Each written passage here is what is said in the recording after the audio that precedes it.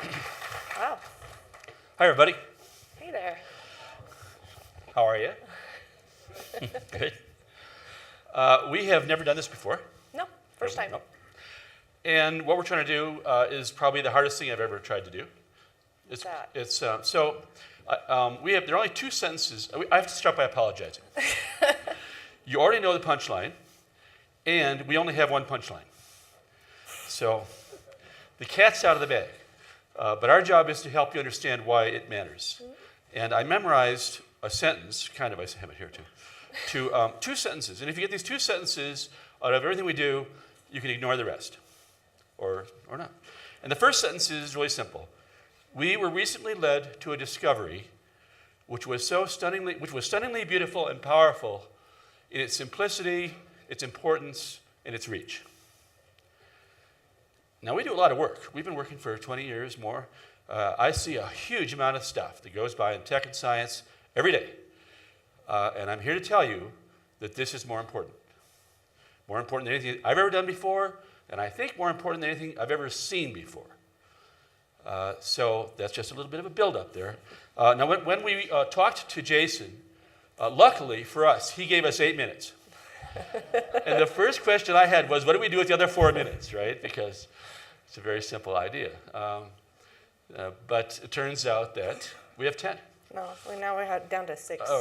Whoa, we're back down to 6.5. Okay, we can get through this. So we have a little bit of time. So Okay. What exactly are you trying to say? So here is,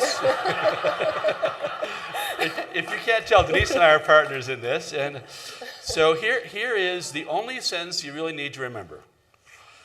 The nature of the universe is described by 2 and only 2 actions. They are complementary, and together they describe everything. Everything. Everything. And can you enlighten them? What are they? So since they already know what they are, I want to help you folks realize why we think this is important. And one way to tell you this story is as a Sherlock Holmes story. So those of you who've ever heard of chaos theory or chaos, you probably already know how powerful it is and how mysterious the whole thing is. It is one of the most powerful mathematics and theories that exist, and yet no one really knows why. It describes everything in nature, and yet if you ask somebody, which I've done from the Santa Fe Institute, where does this power come from? They'll either talk to you for 5 hours or they won't have an answer. There is no simple answer. So about 25 years ago, I started getting bothered by this. It bothers me when stuff like that happens. And I thought, okay, I'll accept the power, but I want to know why. And it turns out, after about, a bubble-up perk thing for about 25 years, very quickly in the last 6 months, everything came together. And the answer was what you've heard. So the answer was there are these two things, and they are flow and interaction. And these are the fundamental power or actions behind chaos. And, by the way, a lot of other things too. So like rocks? Like rocks. So we're going to give you some examples just to flesh this out.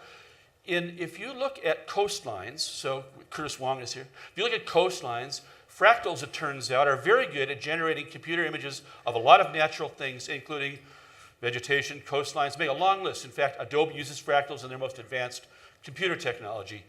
Fractals are out of chaos theory. And so one of the amazing things about coastlines is they're made of rocks, usually. Right. They are the result of the flow of water or wind or something, or sunlight against those rocks. And so they create the shapes the rocks eventually acquire.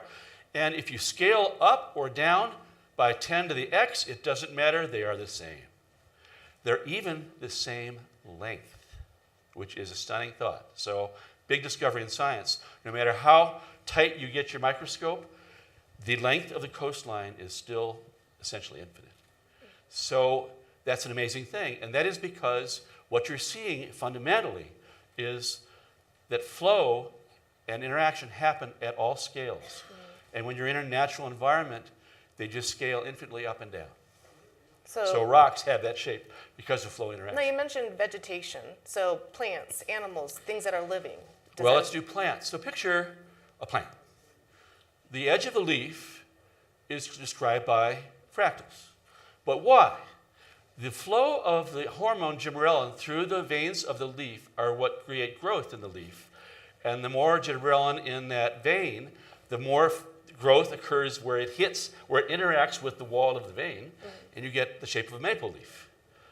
That's how that shape is created. And the same thing, if you think about the tree, that had, well, there's a flow of sap up and down throughout the seasons. There's the flow of the sun providing energy. And then most interesting to me, I think, right now is there are these mother trees. There's this whole fungal environment that creates a network that is miles wide where trees talk to each other. And it's a flow of information and nutrients and behavior all together, all flows, and all interacting with each other. And so, and animals as well. So that would be what, like... Yeah, so animals, if you just take animals right down to the basics, cells. And cells, what are cells? Cells are machines, but they're flow. They're 3D. They're water, and there are these things flowing all the time, and they have to talk to each other. They don't work. DNA talks to, and so it's just like this constant flow of information and chemicals happening in a dance, which makes life. Okay, so we've talked about nature, but there's more than just nature. There's like the economy. I mean, what flow and interaction with economy. We kind of backed into this about 5 years ago. We invented a thing called flow economics because, the GFC, the Great Financial Collapse, no economist predicted it. We got it right because we weren't trained, but nobody who was trained got it. Well, flow economics solved that problem. So we were looking at the flows of hot money around the world, and we could call it GFC. Right. So it turns out if you look at flows in economics, you can predict a lot of things. And today, more and more people are doing that. Okay, and so that would probably lead into wealth as well. Right. So my son, Evan Anderson, who's running Invent IP, just did this brilliant video, which essentially was an interaction with real-life data, looking at the flow of intellectual property around the world as the leading indicator of future wealth. Wow. Holy moly. Yeah. And Deloitte got involved. They got very excited. You put it up, and we can show you the video sometime. And it's really true. So whether it's stolen or whether it's bought or sold, Curtis invents it here, it goes over there. You can watch wealth be created by those things. So it really works. Okay. So something a little more abstract, like computing, maybe?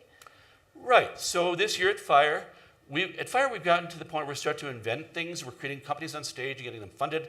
So we have a challenge for CTOs, and this year the challenge was 2 years ago was to create a different kind of computer, and we made a company. This year, invent and create and design a flow computing system, and they did it. And it was so exciting that NASA then came in and said, we're interested in working on this with you guys. And then the whole team liked us, said, we want to keep going. So we now have a complete team working on flow computing and what that means. And Accenture just said, we want to study this, come down to Accenture Labs, teach us about flow computing. Oh, wow. So flow computing, we think, is the future of computing. Okay, so no, there's something that we talk about every day. I mean, everybody in this room talks about it, the weather. I mean, explain that. Talk about the weather. You want to talk about it? Oh, let's talk about the weather. Everyone's heard of the butterfly effect, where a small change somewhere creates a hurricane over there. Guess what? That's chaos. That is exactly what chaos mathematics does. It's the Lorentz attractor. And in fact, it was invented, the guy who invented it, Lorentz, was a weatherman. Okay. So it turns out that weather is very much predicted by all these things. Okay. The flow of energy into the system and the interactions that happen. And what about something I think we're all interested in is the global warming. I mean, we've heard talks about it earlier. Yep. Well, it turns out Bill Gates is interested in this subject too. So we've just put together another challenge that came out of that same work, and we're looking at the flow of energy into the Earth. So imagine we're all talking about global warming, but we don't have a picture of that. No one has that picture. It's not temperature, by the way, that matters. Temperature is the symptom. The disease is energy. You have to know where energy is going. So we're going to find a way to measure all the flow of energy in and out of the planet and then where it goes. And when we do that, that will be the very best tool for understanding climate change. Okay. So the last one I'm going to throw out is mathematics. I know. We were doing pretty good until So we wanted to find out, I had this thing about chaos. It was kind of a suspicion. And then Denyse and I went to a dinner for another thing we're running called Undiagnosed, and there was a very famous mathematician named Murray Cantor. He came and he gave a talk, and in the talk he finishes with some math from chaos, from complexity mathematics. And I was like, hand up, please tell us, is it possible this is related to flow and interaction? And he goes, oh, absolutely. He starts pointing to this thing. So like, oh, wow, holy moly. So that's amazing. So that was for me the kind of the proof that we have a complete mathematical set behind all this stuff, not just some words. Right. Yeah. No, okay, so who else believes in this? I mean, besides Murray and yourself, and I mean, you've convinced me, and maybe a couple people out here. 4 people in the audience. The rest Who are else? confused. Well, when we did FIRE this last October, I had the job of inviting people like Bill Janeway, Larry Smarr, his son Ben Smarr, Chris Johnson from the U of U, who's the world's most famous visualization guy. About 10 people in different fields, economics and so on, all come and talk to us about, is flow part of your work? And they all said, oh, I get that. Yeah. And so we have 10 hours of stuff now of these kind of world leaders telling us their own experiences using flow and interaction for years as part of what they're doing.